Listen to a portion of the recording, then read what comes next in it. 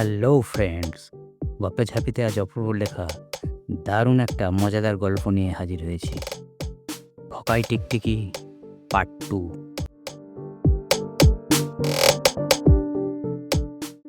তাহলে শুরু করা যাক। প্রথম খণ্ডে যা ছিল তা একটু স্মরণ করিয়ে দেওয়া যাক।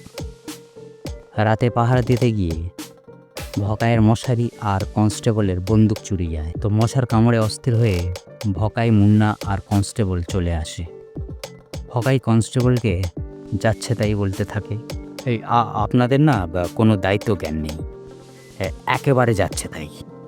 কি করে পুলিশের চাকরি পেলেন বলুন তো, ভেতুর ডিম কোথাকার।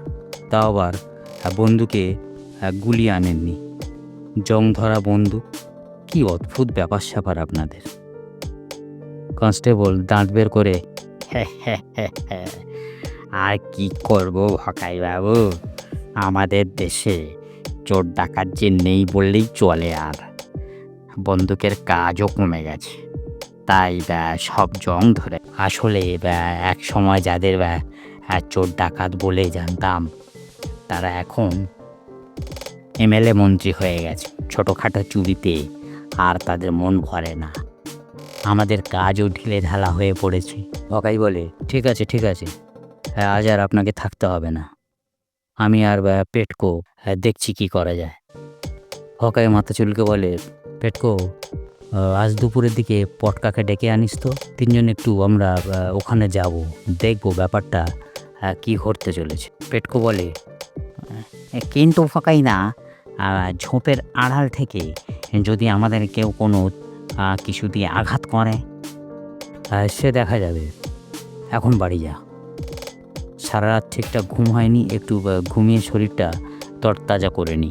পেটকো ক্লাস 9-এ পড়া তরতাজা ছেলে, দেখলে মনে হয় না যে এত কম বয়স। বেশ হেলদি ফিগার, শক্তিশালী যুবকের মতো। পড়াশোনাতে ভকাই পেটকোকে একটু সাহায্য করে। পেটকোর বাবা ছোটোখাটো কাজ করে। ভকাইয়ের কথায় গ্রামের সবাই এক পায়ে খাড়া হয়ে যায়, কারণ ভকাই প্রয়োজনে সকলের বিপদে আপদে পাশে গিয়ে দাঁড়ায়। পেটকো পটকাকে সঙ্গে নিয়ে দুপুরে এসে দেখে ভকাই হাত পা ছুঁড়ে কী সব করছে। পেটকো বলে, কি করছো ভকাইদা?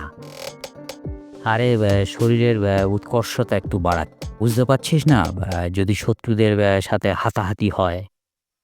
পেটকো বলে, সে তো আমি আছি, তুমি এসব চিন্তা করছো কেন? ভকাই বলে, এখন এই আধুনিক যুগে হাতাহাতিতে সেরকম কাজ হয় না, দেখছি কি করা যায়। তোরা রেডি তো? হ্যাঁ, একদম রেডি আছি। একটু বস, আমি রেডি হয়ে আসছি। পটকা ও ক্লাস 9-এ পড়ে, ভকাই ওকেও পড়ায়। ওর বাবা চাষবাস করে। পটকা হালকা চেহারার ছেলে, পড়াশোনাতে খুব ভালো, দারুণ ব্রেন, স্কুলে ফার্স্ট হয়। আর পেটকোর মাথা মোটা, উপস্থিত বুদ্ধিও তুখোড় পটকার। সেই জন্য তো ভকাই পেটকোকে সঙ্গে করে আনতে বলে। যাই হোক, ভকাই পেটকো ও পটকাকে সঙ্গে করে বেরিয়ে পড়ে গন্তব্যস্থলে। যাওয়ার পর দেখে জায়গাটা একেবারে শুনশান, কিছুই নেই, জনমানব শূন্য। চারপাশের জঙ্গল ভেদ করে তিনজন ভেতরে প্রবেশ করে। বিশাল বড় পুকুর, জল টলমল করছে, বড় বড় মাছ মহা আনন্দে খেলা করছে। পটকা হোঁচট খেয়ে পড়ে। আরে কি রে ভাই? ভকাই বলে, আরে সাবধানে চল। পটকা উঠে বলে, ভকাই দা, এই জায়গাটা একবার দেখো তো। ভকাই ও পেটকো নিচু হয়ে জায়গাটা দেখে। জায়গাটার মাটি খোঁড়া হয়েছে, আবার বন্ধও করা হয়েছে। এরকমভাবে পুকুরের চারিদিকে মাটি খোঁড়া হয়েছে। চারিদিকে তিনজন ঘোরাঘুরি করে তেমন কোনো সন্ধান পেল না। ভকাই একটা খোঁড়া মাটির মধ্যে বসে কি যেন দেখছে। দুজন এসে ভকাইয়ের পাশে দাঁড়ায়। পেটকো বলে, ভকাই না, কি দেখছ? পটকা বলে, আরে দেখছিস না, বুট জুতার ছাপ। ভকাই পকেট থেকে ছোট্ট ক্যামেরাটা বের করে ঝট করে কয়েকটা ছবি তুলে ফেলে আর বলে, আর সেরকম কিছু নেই। চল, আর একবার রাতে আসবো। পেটকো বলে, হ্যাঁ কী ব্যাপার, কিছু বুঝলে ভকাইদা? ভকাই বলে, না রে, সেরকম কিছু বুঝতে পারলাম না, তবে কিছু একটা ব্যাপার আছে, সেটাই বুঝলাম। ভকাই বলে, হ্যাঁ রে পটকা, তোর ঠাকুরদার বয়স কত রে? হ্যাঁ, তার 90-এর কাছাকাছি তো হবেই। ঠিক আছে, একবার তোর বাড়িতে যাব বিকালে। পেটকো বলে, কেন? পরে জানবি। ভকাই দুজনকে নিয়ে বাড়ির দিকে চলল। বিকালে ভকাই পটকার বাড়িতে গিয়ে একটা দুর্ঘটনা শুনতে পায়। ভকাই বাড়ি চলে যাওয়ার পর পেটকো আর পটকা আবার ওই জায়গায় যায়। জঙ্গলের দিকে ঢুকতেই ঠকাস করে একটা ইট নাকি পেটকোর মাথায় এসে পড়ে। পেটকো বাবা রে বলে বসে পড়ে। কোথা থেকে যে একটা আদলা ইট উড়ে এসে পেটকোর মাথায় পড়ে, তা পেটকো আর পটকা দুজনেই বুঝতে পারে না। এই ইটের ঘায়ে বেচারার মাথাটা ফেটে যায়, কিন্তু পটকা এদিক ওদিক খুঁজেও কিছু পেল না। অনেক কষ্টে পটকা পেটকোকে ধরে ধরে বাড়িতে নিয়ে ব্যান্ডেজ করে দেয়। ওকেও একটু বকাবকি করে আবার ওখানে যাওয়ার জন্য। যাই হোক, পটকা দাদুর সাথে দেখা করে কিছুক্ষণ গোপনে কথাবার্তা বলে, তারপর বেরিয়ে যায়। যাওয়ার সময় বলে, যাই রে, দেখি যাই আবার পেটকোটার কি হলো দেখি গে।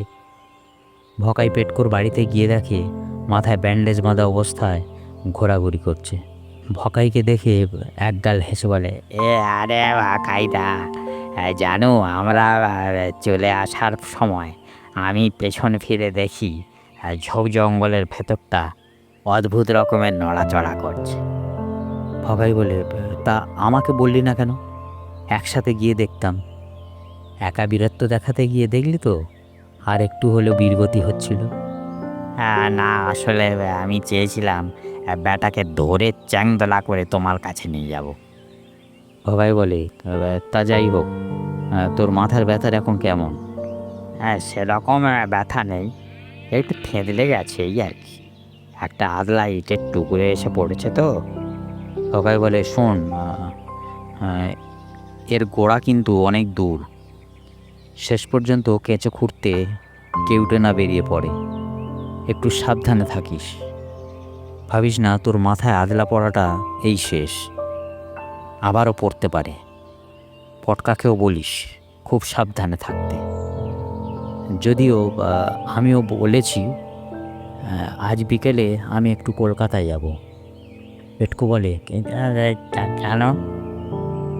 অন্য একটু দরকারে, দুদিন হয়তো আসবো না, তোরা একটু সাবধানে থাকিস। মানে যত কম বাড়ি থেকে বেরোবি তত তোদের পক্ষে ভালো। হ্যাঁ, তাহলে আমি কি স্কুলে যাব না?